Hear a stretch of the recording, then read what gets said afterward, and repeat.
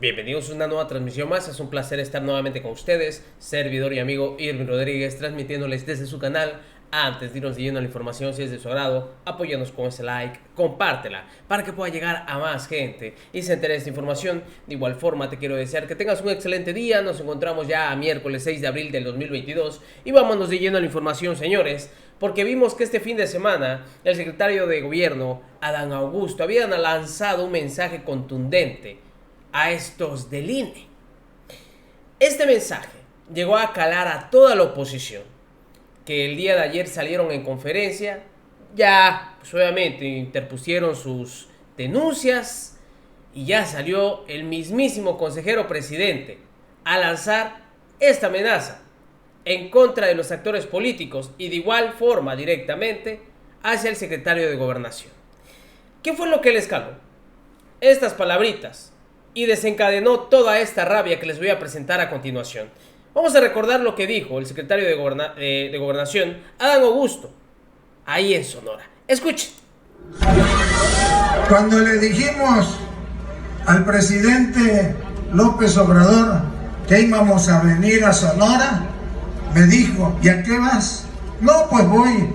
Nos invitó el gobernador y los compañeros a hablar sobre la reforma eléctrica. Pero la verdad es que no voy a hablar de la reforma eléctrica.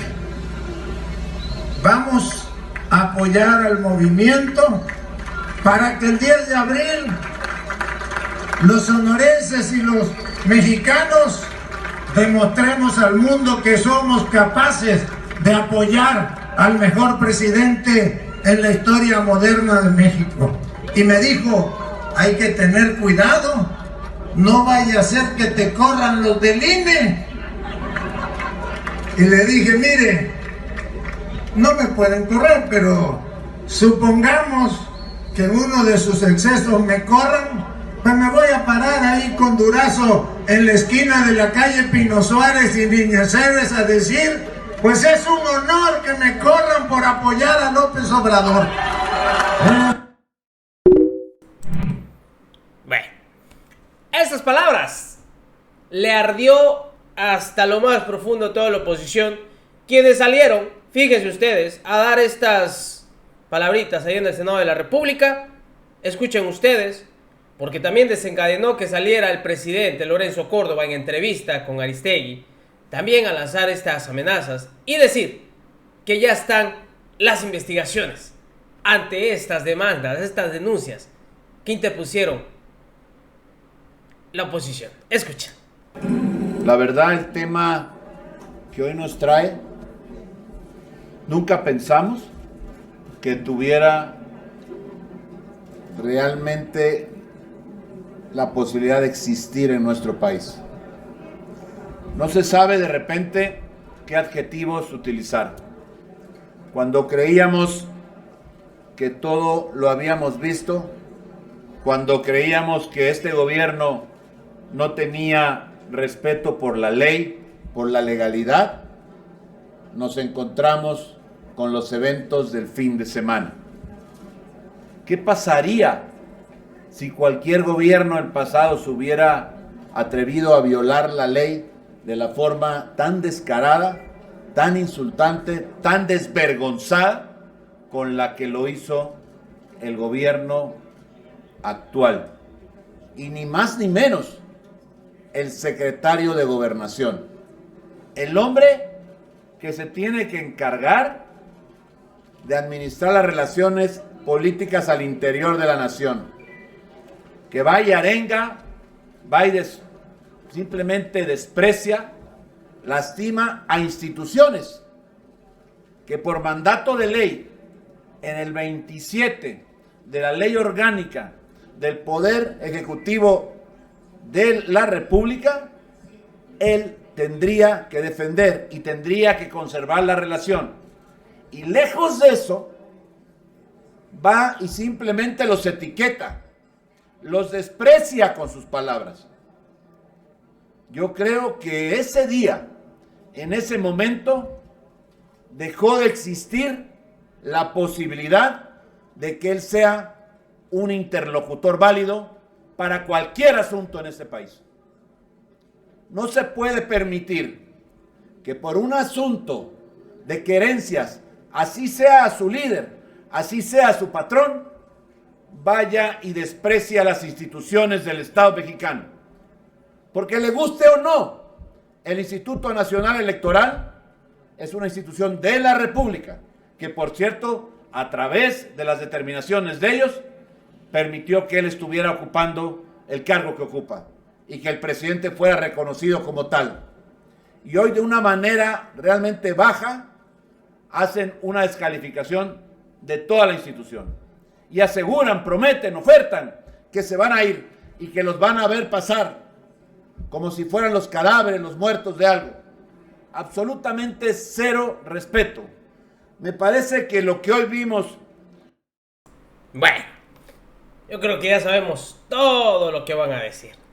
Lo mismo pasó con Movimiento Ciudadano, quienes también ahí en el Senado de la República emitieron su sentir ante esta situación. Lo mismo, lo mismo. Tal parece que tendrían posiblemente línea.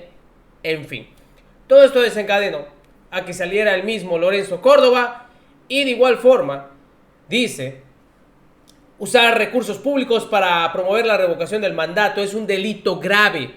Existe un desacato sistemático, intencional y reiterado a las reglas del juego por parte de quienes la pusieron.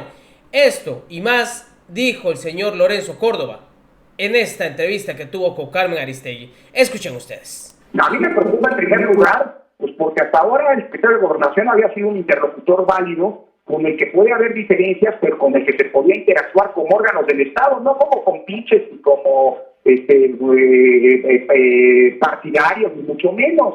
Digo, uno puede tener sus diferencias, pero a pesar de ellas creo que hay una razón de Estado que nos trasciende, y pues el interlocutor básico había sido hasta ahora, espero que siga siendo, pero pues me preocupa que después de ese desafío, de esas palabras con las que se expresó este fin de semana, pues se rompa. Primera cosa, Carmen.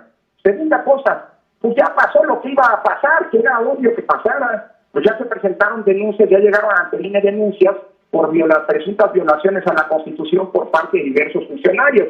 ¿Qué es lo que podría estar ocurriendo? Y quiero ser muy cauteloso, el INE va a investigar y al final será el Tribunal Electoral que va a decir cuáles son las presuntas, subrayo el punto, presuntas violaciones constitucionales que se están denunciando.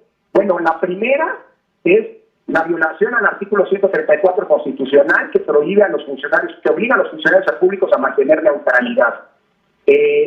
Por lo tanto, les impide promover la revocación de mandato. Eso está en la ley y en la Constitución. Los funcionarios públicos no pueden hacer actos de promoción. El único ente público de la revocación de mandato, el único ente público que puede hacerla por ley es el INE. Los demás no pueden. Si lo hacen, violan la Constitución.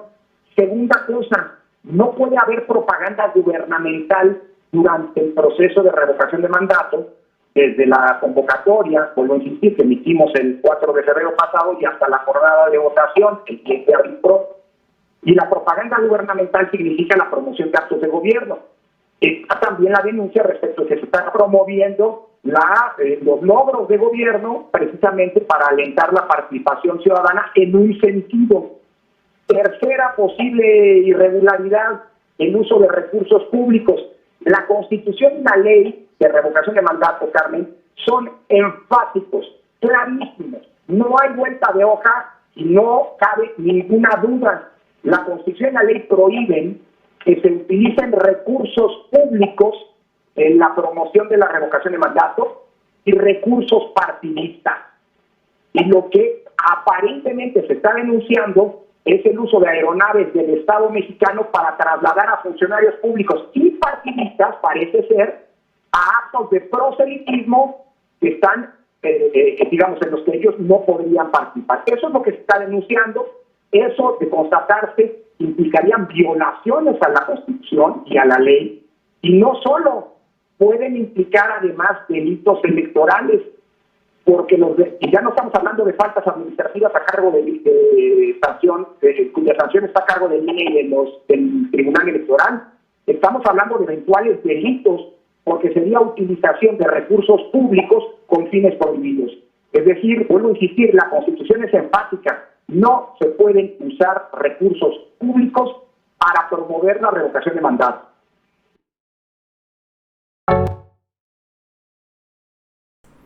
¿Cómo ven? Y no solo eso, así terminó de rematar. Tendríamos que hablar de ahí, si se constata esto, de responsabilidades de tipo administrativo.